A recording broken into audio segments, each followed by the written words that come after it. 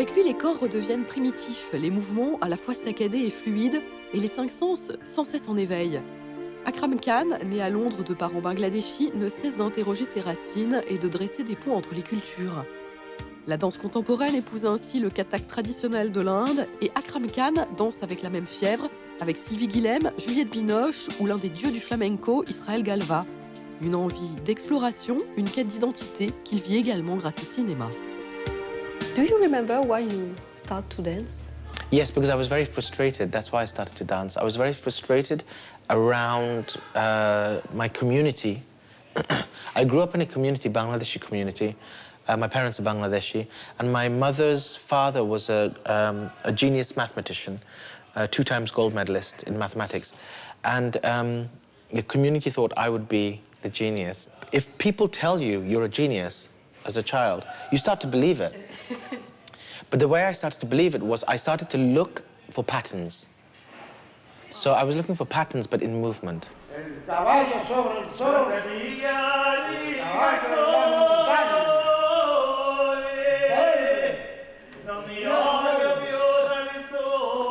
I've always found the body to communicate the deepest for me. Like when as a child, I grew up watching Charlie Chaplin, Fred Astaire, Michael Jackson, Buster Keaton. These were my heroes. Especially Charlie Chaplin was just this incredible storyteller.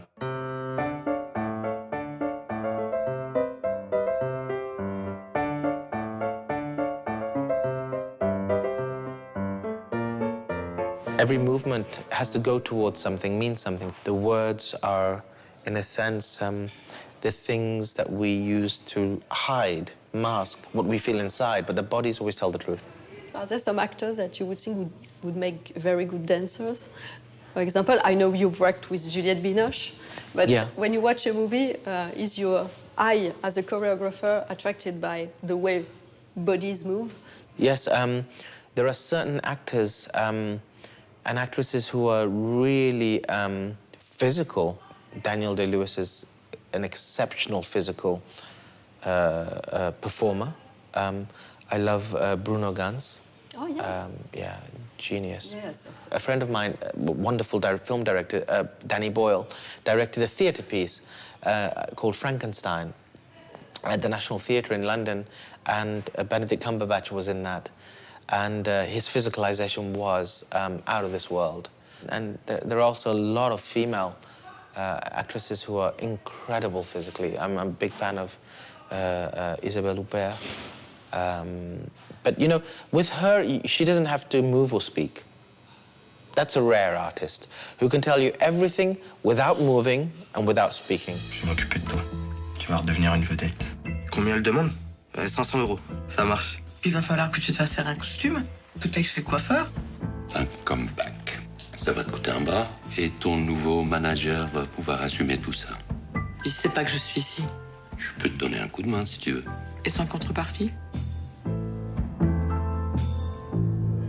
How were you initiated to cinema as a kid? My mother tried to get me into private school, but you have to take an entrance exam. Yeah. And she asked me to study, and then she showed me this VHS cassette, and she says, you can watch this after you've studied, and if you get into the school. And it was E.T. I, of course, did not get into the school, but I, of course, managed to get a hold of the film and watch it. And I was like, wow, that's magical, you know? And the other film that I saw around that period was Gandhi. It was the first moment I started questioning my relationship to why did I like E.T. and why did I find Gandhi provoking me in a very unusual way, and it was really about my identity. My name is Gandhi, Mohandas K. Gandhi. Well, whoever you are, we don't want you here. I suggest you get back on that train before it leaves. They seem to want me. I was fascinated by comic books. Funny thing with comic books, there are no Indian or Bangladeshi or brown people as superheroes. They're always white and generally blonde, mostly. I would read these Marvel books and I would scratch my skin hoping that underneath is white. It's an interesting challenge to, as an immigrant child, to grow up in another country. What if I told you the reality you know is one of many? This doesn't make any sense. Not everything does. Not everything has to. And do you think that some movies have helped you along the years to build you as a person and as an artist? Definitely. I'm a huge, I take huge inspiration from films. Koreeda, the Japanese film director, Ashkar Farhadi, Kurosawa. I was a big fan of Satyajit Ray, the Bengali film director. I love art films, but I also love mainstream. I'm always waiting for Star Wars, the new one, and the Marvel superhero films. But I don't watch art films in the cinema. It's much, much more deeper. I would see it alone. Not even with my wife, I just want to see it alone. I saw this amazing film not so long ago called Timbuktu. It was extraordinary.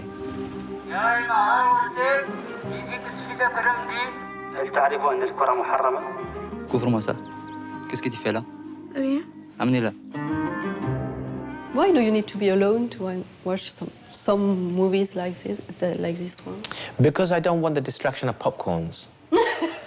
And I don't want someone asking me a question, because you really go into a zone. It's like a black hole, you know?